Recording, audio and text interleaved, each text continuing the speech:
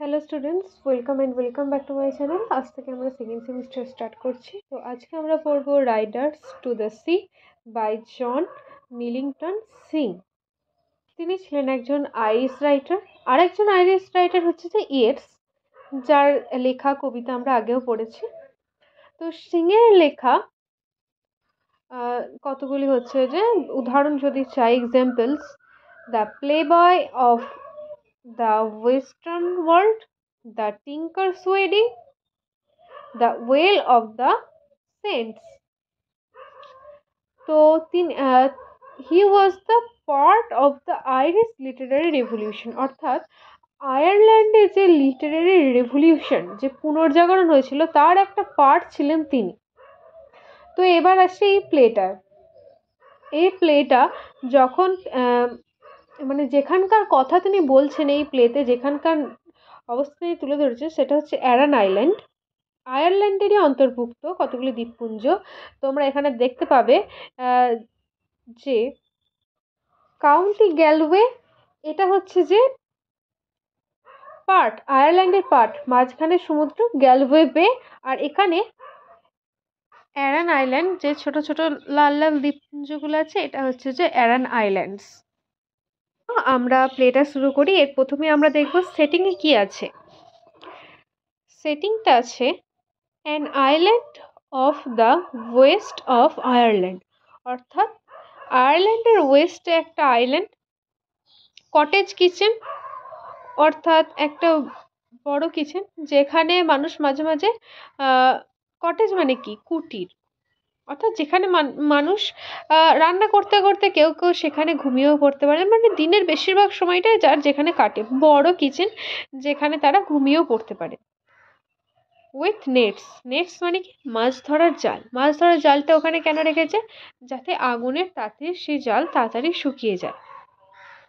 Oil skins হচ্ছে যে container made of the skin of the animals, অর্থাৎ এখানে একটা পভার্টি, যে তাদের সিচুয়েশনটা যে পভার্টি, এটা আমরা বুঝতে পারছি। স্পিনিং হুইল মানে চরকা। Some new boat standing by the wall, কিছু নতুন বোটস আছে ওই দেয়ালে, etc etcetera.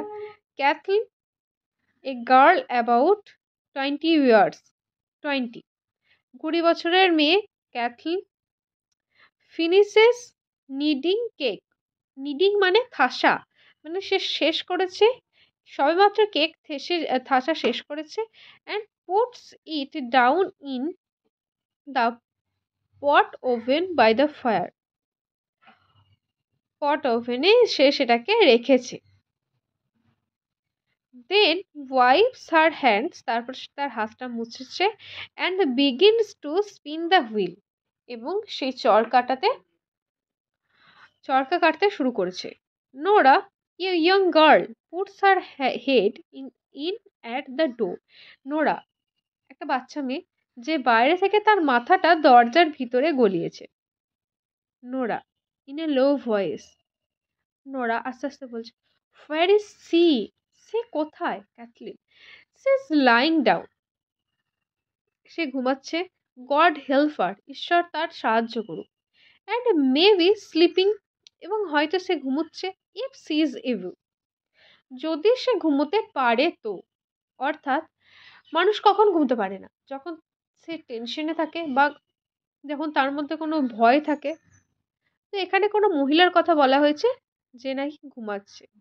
Nora comes in softly, Nora ভেতরে এলো ধীরে, অর্থাৎ আস্তে আস্তে। And takes a bundle from under her shawl, এবং তার শালের নিচে থেকে একটা বান্ডিল বের করল। Cathleen spinning the wheel rapidly, অর্থাৎ ক্যাথলিন ভয় পেয়ে সে হুইলটাকে আরো জোরে জোরে, অর্থাৎ জোরে জোরে চরকা কাটতে লাগলো। What is it you have, তোমার কাছে কি আছে ওটা? নোরা, এখানে একটু প্রিন্টিং মিস্টেক হয়ে গেছে, এটা নোরা হবে। The young priest is after bringing them, young priest তাদেরকে, ইয়ং প্রিস্ট মানে তখনকার দিনে কেউ যদি জাহাজে এরকমভাবে মারা যেত, তখন তাদের আগে অন্ত্যেষ্টিক্রিয়া করে দেওয়ার পর তাদের জামা কাপড়গুলো পাঠানো হতো গ্রামে গ্রামে, যে কার আছে তার আইডেন্টিফাই করার জন্য। কারণ তাদের মত আছে বা বিভিন্ন ধর্মের মত আছে যে অন্ত্যেষ্টিক্রিয়া ভালোভাবে না করলে নাকি সে স্বর্গে যেতে পারে না। তো ইয়ং প্রিস্ট তাকে সেটা দিয়েছে। It's a shirt and a plain stocking were got of a drawn man in Donegal. অর্থাৎ ড্রোনেগালে কেউ ডুবে গেছে, সেখানে একটা মানুষের যে শার্ট আর যে প্লেন স্টকিং মানে হচ্ছে সক, ওয়ার অফ মানে হচ্ছে যে পাওয়া গেছে, ওয়ার গট অফ মানে হচ্ছে যে পাওয়া গেছে। অর্থাৎ কেউ একজন ডোনেগালের কাছে ডুবে গেছে, তার কাছ থেকে এইগুলো পাওয়া গেছে। Kathleen stopped her wheel with a sudden movement. মানে ক্যাথলিন হঠাৎ করে তার সেই হুইলটাকে থামিয়ে দিল। And leans out to listen. এবং কেউ শুনছে কিনা লিনস আউট, সেটা সে দেখতে লাগলো। Nora, whether to find out it is Michael's there, মানে এটা কি মাইকেলের, সেটা দেখার জন্যই আমাকে, অর্থাৎ এখানে মাইকেল মিসিং, তো সেটা মাইকেলের জামা কাপড় কিনা সেটা দেখার জন্য দিয়েছে। Sometimes herself will be down looking by the sea. কখনো কখনো হারসেলফ মানে হচ্ছে, এটা কাকে বোঝানো হচ্ছে, যেই মহিলা ঘুমোচ্ছেন হয়তো বা তিনি তাদের মা, নোরার বা ক্যাথলিনের মা, তিনি নিচে যান, অর্থাৎ ডাউন মানে হচ্ছে সমুদ্রে যান, down looking by the sea মানে সে কখনো কখনো সমুদ্রে তাকে খুঁজতে যায়, মাইকেলকে খুঁজতে যায়। Kathleen, how would they be Michael's